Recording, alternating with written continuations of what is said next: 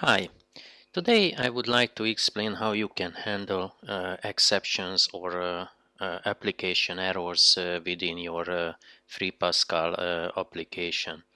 So the Free Pascal itself is providing a mechanism to control and overcome basically such kind of application errors which might not be predicted when you were making the application. So for example, if you have a user input and the user is uh, setting a value which you can't use or you can't calculate in your application, maybe a division by zero, this might be causing an exception or an error inside your application. And to handle this, you need to go through certain activities. Either you can do, of course, in your code to check what you are expecting from the user. So, for example, in this case, if division by zero is not allowed, then of course you can check if the entered value was zero or not, and then of course you can take actions or you can avoid to have an error in the application. But it can happen that you are not aware of certain things, so some really exceptional thing is happening in your application or around your application. Like it can be that you expect that there is a connection to a directory or to a file, but the file doesn't exist or the folder doesn't exist, then you might have an exception in the application. So for this, the Lazarus or the Free Pascal is providing a mechanism that you can catch this kind of errors, this kind of exceptions, and you can take care about them. So how you can do this? Basically, you need to set up a try, except, and finally, uh, let's say flow, where in the try section you do your normal coding. So what you want to do with the application, and at the except phase you can take care about any exception happens. So to show this, I created a very simple application. So on the form I have three buttons. One is when I creating an exception and the system is basically breaking. This will show the let's say what you would get if you are not handling an exception. And the second one is actually handling this the exception, so it's catching the issue, and instead of receiving an application error, you can provide your message to the user and basically avoid execution of the additional code, which might be creating an issue with your application or with the data behind what you might collect, and then you can have an inconsistency in your files. The third button is actually trying to demonstrate an additional thing. So basically, inside the Free Pascal, you have certain exceptions which are, let's say, standard or global exceptions, what you can handle, but actually some of them cannot be cached by the application itself, so it will generally create a global exception. And these exceptions you can also handle. Actually, you can catch them, and you can create your let's say code which is taking care of all this, and instead of using the standard let's say system exception message dialogues, you can use your own dialogue. So I will run this application without the IDE because the debugger is creating some additional messages. So basically, you are not getting what you will see in your final application when you are running it alone, standalone. Um, so it's better to show these things. So for that, of course, I can build the application, and when I'm going into the folder and run it, then I will get the application with running without the debugger, so I can show exactly what is happening. So when I create an exception, then you can see that the standard let's say system message dialog comes up. It shows that which application was running, and then it's showing the issue with the application. And here, of course, you can decide if you continue to run the application. So this is basically what Linux is providing. On other systems, it might be different.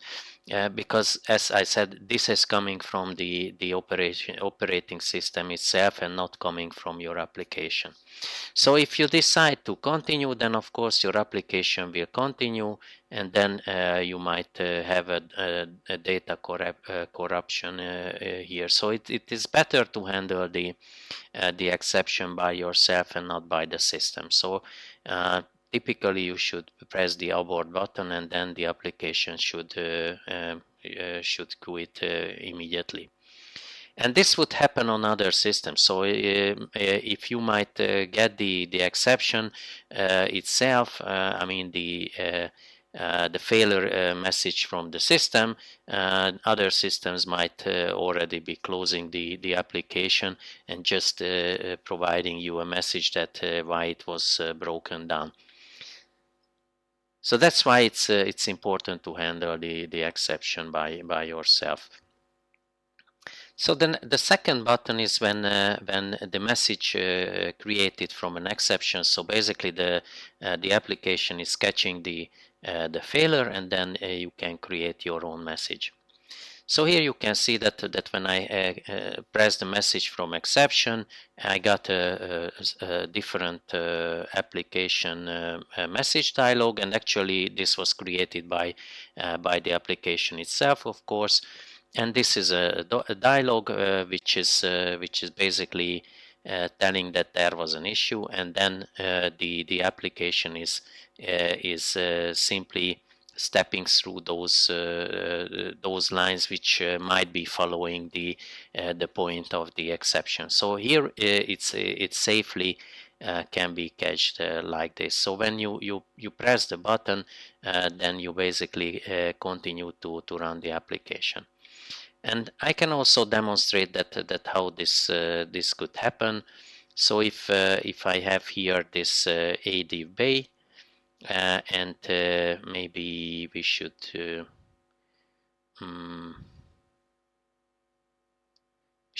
it again, and this would mean that the exception should happen twice. Oops.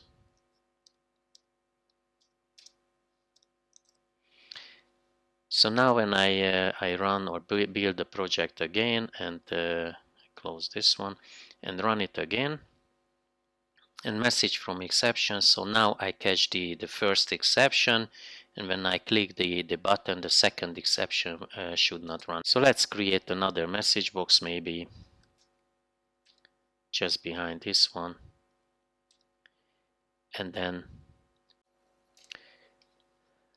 okay, so let's try to create this message dialog, but you will see that actually this message will never appear. So when I press the button, this was the division by 0, and when I click OK, then I already went through the application. So the second message was not created at all. So this is how you can handle an exception in your application.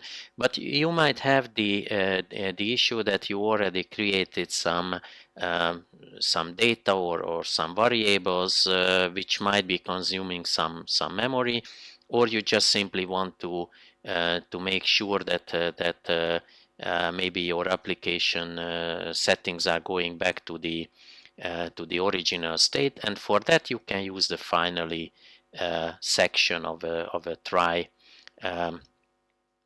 try except finally flow, but you can't use the try except and try except finally together.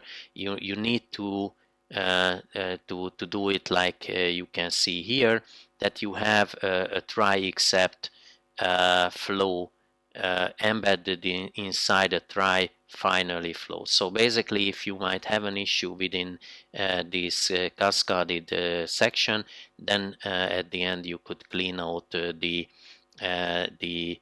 up at the finally section. So this section will always happen. So if I would move this one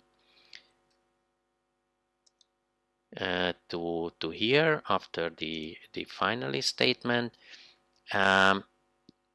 then you can basically build your application again. Let's close this one and then run it again. Again you get the issue message, and now you can get the finally section where you can clean out your application. So this part of the code will always happen, even if you had an exception within these blocks. Okay, so let's see what the global exceptions are doing. So whenever you have an exception like this one, so you have a global exception, and your application is not able to catch this because or you were simply not handling this directly, then you can direct the application to a certain location where you can handle the issue by yourself. And how you can do this within a Pascal or free Pascal object-based application, the application object itself has an own exception event what you can take over. So basically, if you define your own exception handler in your application, then you can catch basically all the exceptions which are happening within your application if you are not handling them directly, and then you can guide them to the global exception handler. And now if I'm running again or building again the application and running the app again and press the global exception, you see that actually not the system exception window is coming up, but the message dialog which is created here. So the exception code, and then this is the title, and then the exception class, and the message itself is appearing in your application. So you can see that it was an EXS violation, and then the message access violation is coming up, and then you have an OK button. And as you can see, when I'm handling an exception within the code, it's still cached there, and you don't need to go to the default handler. Okay, so that's all about the exception handling. I hope you enjoyed the tutorial, and if so, then please don't forget to subscribe to my channel. And with this, I wish you happy coding, and see you next time.